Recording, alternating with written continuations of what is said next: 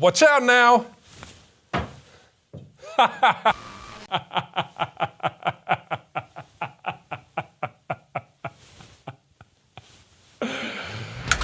What's up, everyone? Tomorrow is the beginning of season 15 of Blaseball. I'm excited, you're excited, and we are here with a recap of what happened in the last 3 seasons. It's time for the Blaseball Roundup. Season 12 began years after the events of season 11, and I tell you what, this anchor feels great. I don't feel a day over. The start of season 12 was great weather for Blaseball. A smattering of Sun 2 and black holes, a dash of feedback weather, a sprinkling of peanuts, and just a few solar eclipses to keep players on their toes. However, the ILB had hardly any time to enjoy it before we were plunged into yet another fan-made crisis. If you watched the last Blaseball Roundup, you'll remember that after winning 3 championships, the Crabs became the first team to ascend and leave the league. Well, wherever they went, it seems they began work on a new, improved Chesapeake racetrack and ballpark, aka the Crabitat. However, official reports state that in doing so, they broke too much ground. Breezing past several dire warnings, the Crabs indirectly breached the very rift between their new home and ours, collapsing them back into the Blaseball League they just left, like a fart disobeying the very laws of physics to re-enter the human that just expelled it. The good news is that wherever the Crabs came from, they weren't the only team to get sucked through the rift. I am thrilled to announce the arrival of 3 new teams, bringing the total number of teams in the ILB to 24! I am thrilled to announce... Oh, okay, are you gonna do this 3 times? Because that's less. I am thrilled to announce the arrival of... Oh, it's got confetti on. The arrival of the Ohio Worms from Ohio, the Atlantis Georges from Atlantis, and the core mechanics from deep below the surface of the Earth. I've just heard the core mechanics are not from below the surface from the Earth. They're from a place called the Pillars, which is a shame because the Pillars aren't below the surface of the Earth, and that was a really good bit. Everybody, please make our 3 new teams feel right at home, because it's not totally clear if they can ever go home again. But more importantly, this rift is still open and absolutely gushing with cosmic immateria, which has flooded many of the ILB's scheduled games. But it takes more than a riptide of indeterminate origin for the ILB to consider stopping play. Instead, flooding has been categorized as a new kind of weather that sometimes sweeps players off their feet and occasionally out of games and sometimes out of the league. But don't worry, because so far, almost all of these players have been able to find their way back to their teams in a few days or weeks. Finally, a discussion of Season 12 wouldn't be complete without mention of Chorby Short, batter for the Yellowstone Magic. Due to the Yellowstone Magic's signature blood type, meaning their batters can't strike out if there are no balls in the count, when faced with a killer pitcher who only throws strikes, Chorby wasn't a good enough hitter to do anything other than foul pitches off for hours at a time. I've got a chart here from IF-BIF of the Society of Internet Blaseball Research showing foul balls per batter in Season 12. Chorby Short hit a finger-shattering total of 2,345 fouls. But how is it possible that Chorby Short could be trapped in the batter's box by their own blood? To help us understand, please welcome Doctors and... Thanks, everybody. God, wasn't that amazing? Your finals for Season 12 saw the proud Hades Tigers take on career grunge holdouts, the Seattle Garages. The Garages so nearly took home their first championships, only for the Tigers to savage them in a 5th and final game, taking home their 3rd championship. Their 3rd win. So did they ascend like the Crabs did?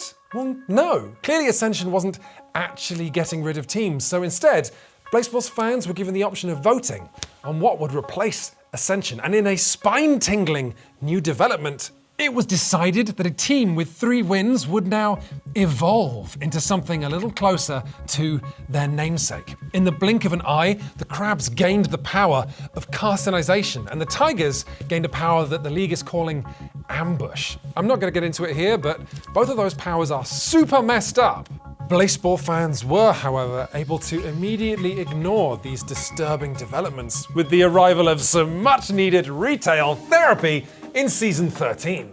With the Crabitat now a temporary monument to the Crabs' superiority, the fan bases of the remaining 23 teams began fundraising drives for their new ballparks, with laudable prioritizing of speed over health and safety.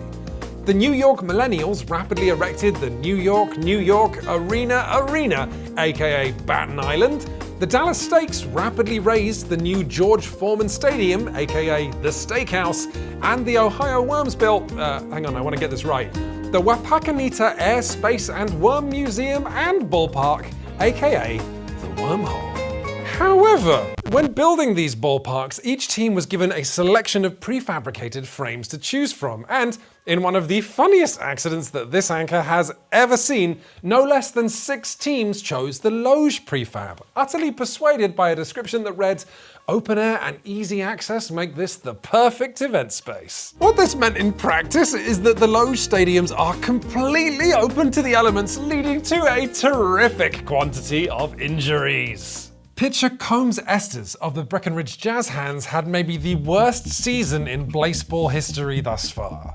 Halfway through Season 13, Estes swallowed a stray peanut falling from the sky and suffered a crippling allergic reaction. A couple of weeks later, a burst of feedback shuffled the Jazz Hands roster so that Combs wasn't a pitcher anymore, but a batter, which they were real bad at. 8 days later, they had their blood drained in a game against the Houston Spies, and then on the second to last game of the season, 2 days from a well-deserved rest, Combs caught fire and died. At this point in the program, we're going to have a brief moment of silence for all of the Blaseball athletes who lost their lives in seasons 12 through 14. Oh. Sorry, was I not eating silently? Oh, that does remind me that the monitor, who was previously the overseer of the Hall of Flame containing Blaseball's dead players, was promoted to Blaseball's head of food and beverage, which is ominous, but also delicious.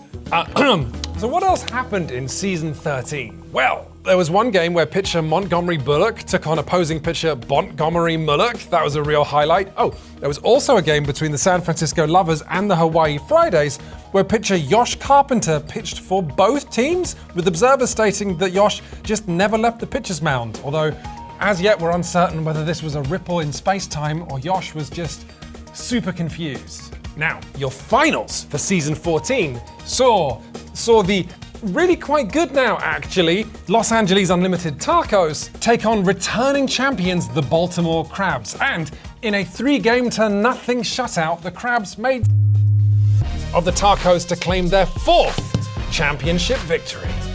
Next up was Season 14, in which things got weird. Given the option of renovating their new stadiums, no less than half the league chose to install cool new psychoacoustic sound systems.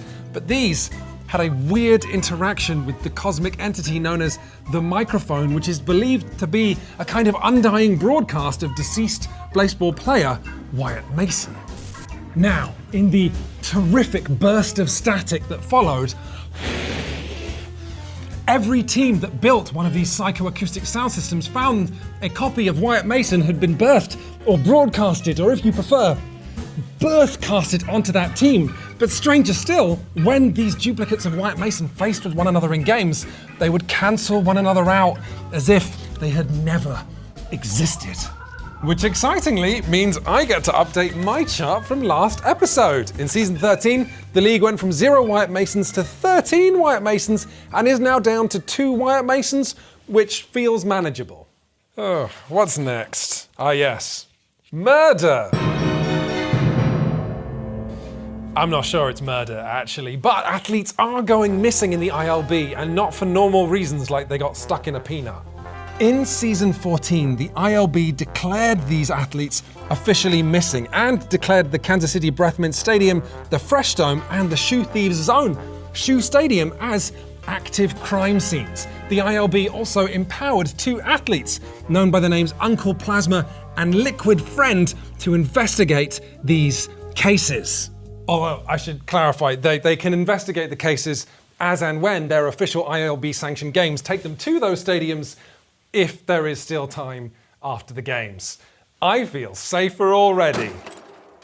What the shit was that? Are they inside? Okay, nothing to worry about, everybody. We don't have any murderers in the studio. But it seems that when those 4 teams traveled through from wherever they weren't the only beings to have traveled through that rift.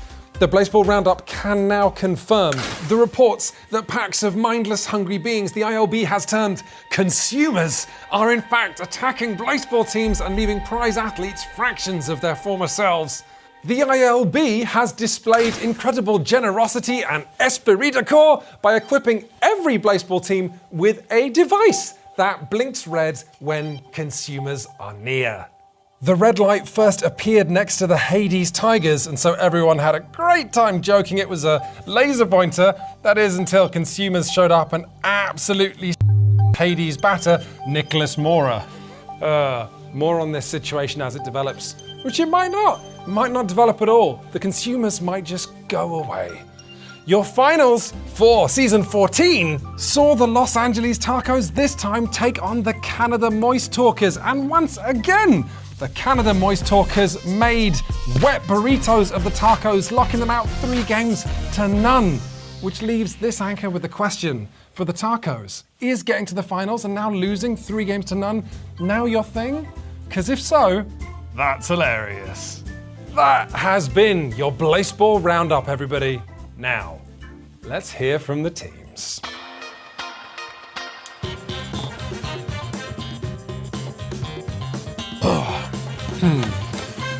Apparently, some of the teams that I leveled constructive criticism at in the last Blaseball Roundup had nothing better to do than respond, and I am legally obligated to read some of these out. If you'd like to write me with tips or complaints, apparently you can do that at blaseballroundup@gmail.com. I don't know. Okay, so last episode I said that the Hades Tigers hadn't won a 3rd championship because they weren't good enough Blaseball. They have now regrettably won a 3rd championship, so this is from some Hades Tigers fans. Many stripes, 1 tiger, 3 championships. We are good at Blaseball. That's nice, proving that Hades Tigers fans can speak in complete sentences and sometimes count. Did you get Wimdied in because there's no way they chose you to be the anchor on purpose? That's just rude. You said the Hades Tigers aren't good enough at Blaseball. This from the anchor with the cheapest suit I've ever seen. Go ask Cash Money for a loan and get some better threads. You know what? That's enough from the Tigers. I also said some disparaging things about the Chicago firefighters. I've got one letter from the firefighters that just reads, "We are all from Chicago," and then they've included this map.